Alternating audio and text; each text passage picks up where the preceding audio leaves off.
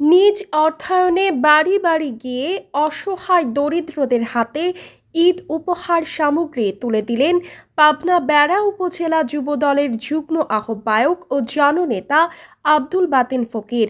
শনিবার সকালে তিনি তার নিজ এলাকা কাজিরহাট ও আশেপাশের বেশ কিছু পরিবারের মাঝে এই ঈদ উপহার সামগ্রী বিতরণ করেন।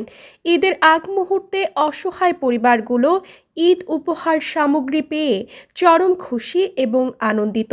এ সময় জননেতা আব্দুল বাতেন ফকির বলেন, আমি আমার স্থান থেকে যতটুকু পেরেছি অসহায় দরিদ্র পরিবারের মাঝে সহযোগিতার হাত বাড়িয়েছি।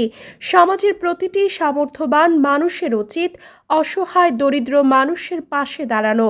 ঈদে সবাই হাসুক প্রাণ খুলে। ঈদের আনন্দ সমাজের প্রতিটি ঘরে ঘরে পৌঁছে যাক, এমন প্রত্যাশায় আমার এই ক্ষুদ্র প্রয়াস। রিপোর্ট করেছেন আলমগীর কবির পল্লব, পাবনা প্রতিনিধি।